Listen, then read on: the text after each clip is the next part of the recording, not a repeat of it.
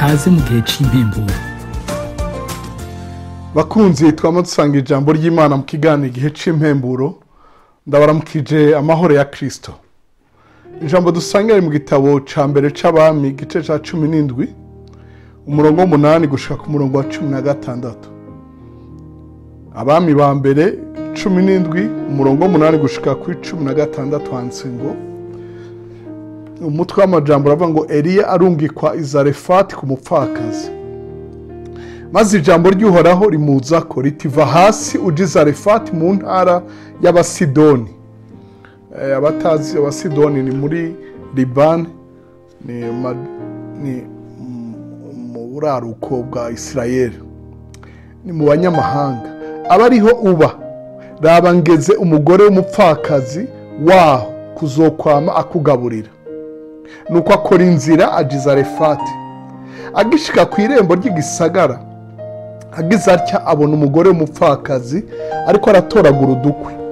Ni gute bamenya umupfakazi? Gushika n'uyu munsi mu Bisirayeli abapfakazi bambara impuzu zirabura, barabamenya naho yamaze imyaka myinshi cyane, ikigandaro caraheza aguma yambaye impuzu zirabura, rero barafise ingene bambara ukabamenya. Eliya rero aramubona, aramumenya ku irembo ry'igisagara. Eliya aramuhamagara, aramubarira ati ntabarurabe ico nzaniramo utuzi two kuno. Akiriko aragenda kuyazana, aramuhamagara ati urantabara unzanire n'utwo notamira. Aramwishura ati nkurahiye uguhoraho kuhoraho Imana yawe, ntaco mfise co kurya atari agafu kurushi gasigaye mu gaseke n'uturanguzwa tw'amavuta ya elayo mu gakarabo. Mbere ubu ngira ntoragura udukwi tubiri kugira ngende imuhira ndakicumbire twe n'umwana wanje tukarye duheze duhwere. Eliya aramwishura ati ntutinye, genda ugire nk'uko uvuze, mugabo ubanze uncumbire ko gatoya ukanzanire hano uheze ubone kwicumbira mwe n'umwana wawe, kuko ariko Uhoraho Imana y'Abisirayeli yagize ngo ako gaseke ntikazoshiramwo ifu, n'ako gakarabo ntikazoshiramwo amavuta, gushitsa ku munsi Uhoraho azorekurira imvura ku isi. Nuko aragenda agira nk'uko Eliya yavuze, kandi uwo mugore nawe mu rugo rwiwe na Eliya babirya igihe kirekire. Ako gaseke ntikashiramwo ifu, n'ako gakarabo ntikashiramwo amavuta, nk'uko ijambo ry'Uhoraho ryavuze, iryo yavugiye muri Eliya. Imana ishimirwe ijambo ryayo. Mukundwa uri kurankurikira canke abanyumviriza muri benshi, nkunda ndaguhira ijambo nti Uhoraho yahagaritse urwo rupfu. Yaba uruca mu nzara, yaba uruca mu madeni, yaba uruca mu ngwara, yaba uruca mu urupfu rwociye mu bitero bitandukanye, nkunda ndakwira nti Uhoraho yahagaritse urwo rupfu. Uvyibarire ware n'uwo muri kumwe wari kurasengera, ubona muhanganye navyo, uwo muri kumwe ubona hanganye n'urwo rupfu. Kuko Uhoraho yarungitse ijambo. Haleluya! Kuko Uhoraho yarungitse ijambo. Uhoraho yaruhagaritse mu ijambo yarungitse. Nivyo Eliya yamubariye ati uku niko Uhoraho agize. Imana ishimwe cyane. Ica kabiri, kuko hari igikorwa yaguteguriye. Yabariye Eliya ati genda, hariho umugore, hariho umupfakazi i Zarefati nateguye ko azokwama kugaburira. Oh haleluya! Ikigira gatatu, kuko ako gafu kagiye kugwira, uzobirya igihe kirekire. Mukundwa, ndavuze ngo uzobirya igihe kirekire. Ibi byose ndabivuga ngo ukwizera kwawe kuduge. Niwizera ntutinye ugakora nk'uko uvuze, niko bati ntutinye. Haleluya! Eliya aramwishe ku murongo wa 13, aramwishe ati ntutinye, genda ugire nk'uko uvuze. Hari igikorwa wari wavuze kuzokora, hari porogaramu wari wateguye, hari proje wari wateguye. Ntutinye, genda ukore nk'uko uvuze. Hari ubushobozi mu kwatura. Imana ihabwe icubahiro. Oh haleluya! Icambere ntutinye, genda ukore nk'uko uvuze. Umugambi wateguye ntuwureke kubera ubonye kuri konte bimeze nabi, kubera abantu ariko arakuzaniye amajambo canke ingene wiraba ivy'amaso akwereka bikwereka ko kabaye ugira uhwere. Kubw'ijambo wumvise, ukwizera kwawe kuduge, ureme ureme maze ukore nk'uko uvuze. Ikindi wumvire, Imana ishimwe cyane, niwizera wumvire, bigutere kumvira ukore, Imana ihabwe icubahiro. Ikindi ureke kwikengera, wiraba ndi umukene, ndi umupfakazi, ntaco maze, ndi umunyafurika, mba mu gihugu gikenye, mba hehe, ntibimeze neza aha naharya. Mukundwa, Imana ifise ingene kuraba. Haleluya! Icomika kugura amaso ukabona ico ingene kuraba. Ntiwikengere rero, wirabe mu cirore c'ijambo ry'Imana, nk'uko Yakobo avuga ngo ijambo ry'Imana ni cirore. Haleluya!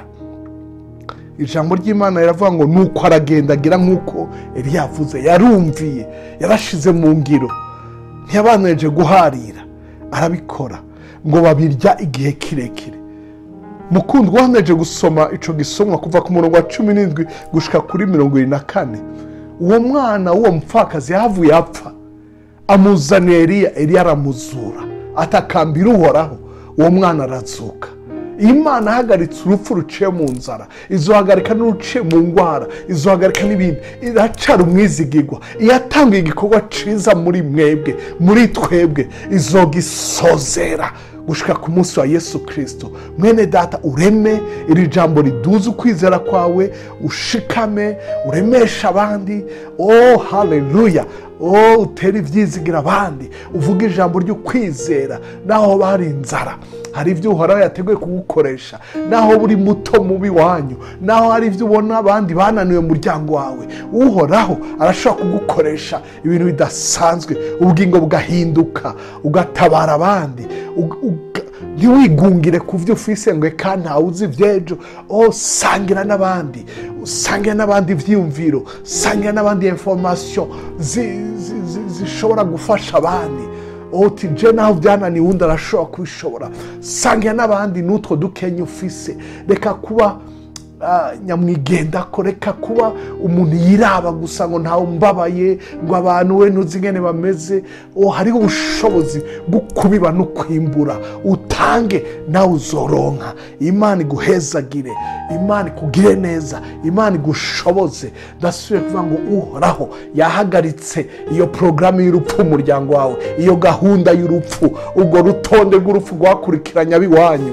Ureme mwene data kandi uremesha abandi. Ndavuze ngo Uhoraho yahagaritse ubwo rupfu. Uvyature, ubandanye uvyatura. Imana iguhindurira amateka, ihindura amateka y'abiwanyu. Aho amadeni yararemereye, aho ingwara zarigize ndase, gushika bavuga ngo mu muryango wanyu ngo iyo ni ingwara, ngo ni ingwara yo mu muryango iwanyu. Uwo si umurage wanyu, uwo ni umuvumo wa Satani. Bihunge, bigende mu izina rya Yesu, bihagarare. Iyo asima yahitanye abantu mu muryango wawe ihagarare. Iyo kanseri mu buryo bumwe cyangwa ubundi ihagarare. Icyo cyose umwansi yari yariyemeje gukora mu muryango wawe, yiyumvira ngo nta Mana uzi, yiyumvira ngo nturi umuntu ahambaye mu vy'Imana, wizere, wizere naho waraye ukijije mu ijoro ryakeye. Wizere. Kwizera niko guhindura ibintu. Si dini, si amashengero twavukiyemo, si amadini twakuriyemo. Ni ukwizera Imana. Kwizera niko rufunguzo rw'ubwami bw'Imana. Kwizera nivyo binumisha umwiza wa Satani, bikazana umuco w'ijuru. Imana iguhezagire, Imana ikugire neza, Imana igutangaze.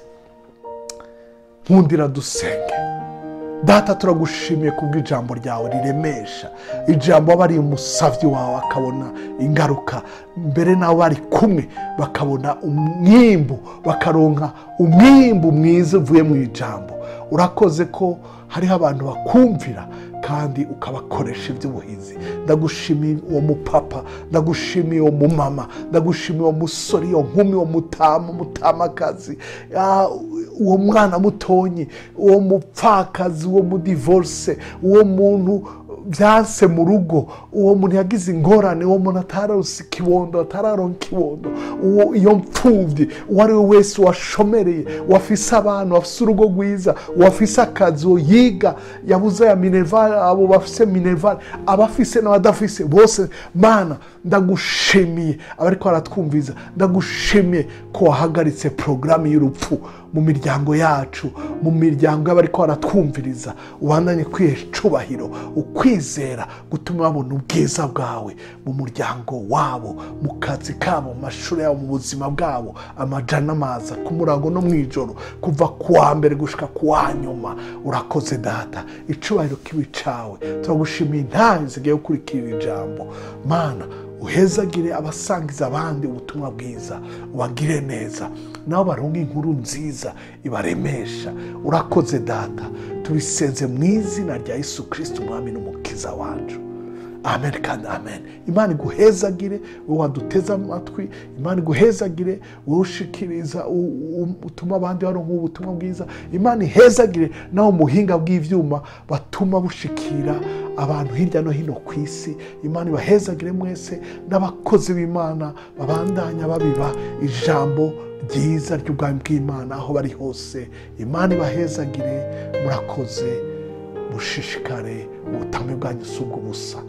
Murakoze.